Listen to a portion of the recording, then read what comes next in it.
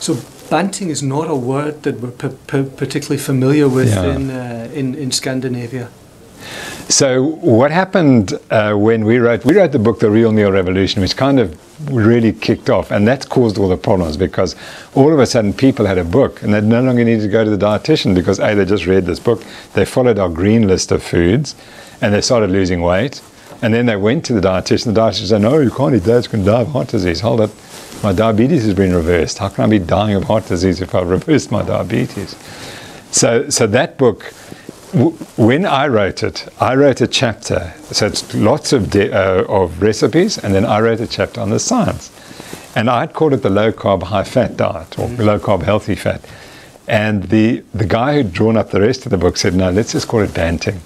And so he, in one stroke, he said, delete LCHF, replace with banting throughout the text. So who was Banting? William Banting was an undertaker in London in the 1860s who had the contract to bury all the kings and queens. So he was very famous, but he had huge problems because he was overweight. And there was one story, he got stuck in a building somewhere and they had to break down the wall or something like that. He was a big boy. He was a big boy, and he couldn't walk downstairs. And because he knew everyone, he was very wealthy, he did all the usual conventional treatments, and he was even told to buy a rowing boat and row up and down the Thames. And he did, and he said, I rowed up and down the Thames 2 hours a day, and all I did was just got hungry. I didn't lose a thing of weight. Anyway, he was put on a high-fat diet. It wasn't as high-fat as we are, but it was a carbohydrate-restricted diet. And that was because his doctor, Dr. William Harvey, had just been to Paris and heard Claude Bernard speak. And Bernard had just discovered glucose. And he said glucose, carbohydrates, got something to do with diabetes, got something to do with obesity. He didn't know what it was. And Harvey said, okay, well, he said, but how do you make animals fat? You feed them carbohydrates. So let's cut out the carbohydrates. And Banting lost his weight, and then he wrote a book called Letter on Corpulence. And he self-published, and he wrote to the Lancet and said, you must really mistake my story. No, we can't write anything about you. You're just a lay person. Anyway, he self-published this book, and it's still available on the internet. And it became the classic. And that diet then went to Germany. Dr. Epstein picked it up. It went to North America, where Sir William Osler includes it in his textbook, which is the Principles and Practices of Medicine, which is one of the great textbooks of medicine. There it is. You want to lose weight? You follow the Epstein-Banting diet. So there it is, 1892. It is the standard treatment. And it was the same way right until the 1950s. And then all of a sudden we decided fat was killing us, and we changed. And then we started eating carbohydrates, and we got sick again. So we called it Banting because it was the first diet. Every other diet's a fad diet. Every other diet, including the diet that currently prescribed, is a fad diet. A fad diet, you mean, is a it has no scientific basis, and it must disappear in time. But you see, people say, oh, Banting's a fad diet that recurs every so often. It doesn't. And the reason why it works and why so many South Africans have adopted it, we estimate that well over 2 million people have adopted it. We know that because there's a single Facebook page in Cape Town, which has 700,000 members. That's one Facebook page in Cape Town alone. So it's taken over South Africa. And in Nigeria, there's one with 1 million. The Nigerians followed us, and they took this diet. And a bunch of women in Nigeria started their own Facebook page. They got 1 million people. And as they said, diabetes is disappearing, and obesity is disappearing, and there's not a doctor or a dietitian in sight. It's all they're doing it for themselves. And it's empowering the people, which is great. It's giving them the power back in their own hands. And the key, as I was saying, is it's biologically based. That's the way we're designed to eat. And that's why people go on the diet and they feel so much better within days. And if you don't feel better within a week or two, then maybe the diet's not for you.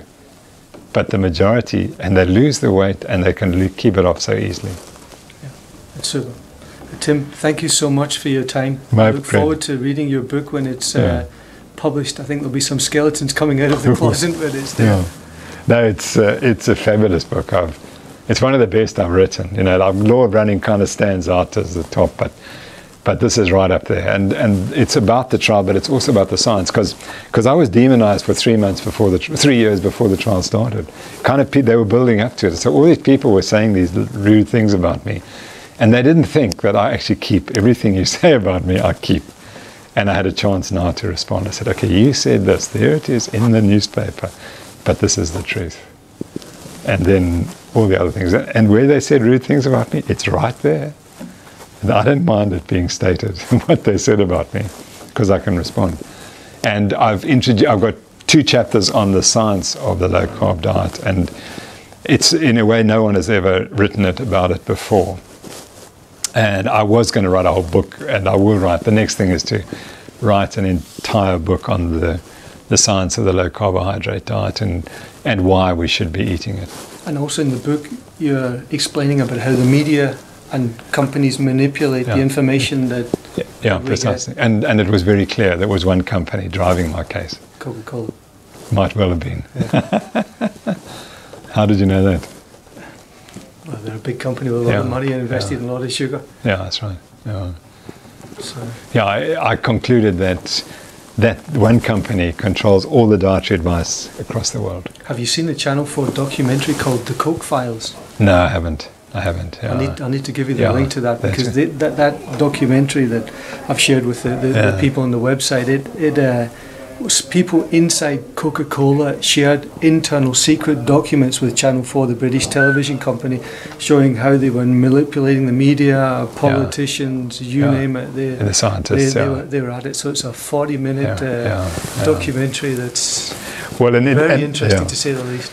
An investigative journalist came out of South Africa for the trial and interviewed me afterwards. And he released, her name is Russ Green from CrossFit.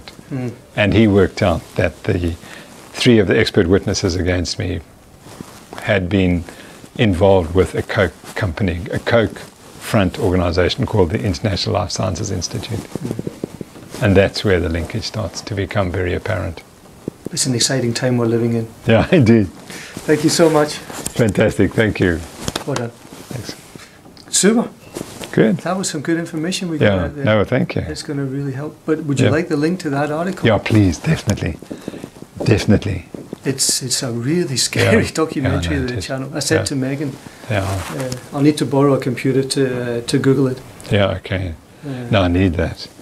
And I must put Russ onto it if he hasn't seen it already. Russ Green. He's worked out, that also the physical activity guidelines are also controlled by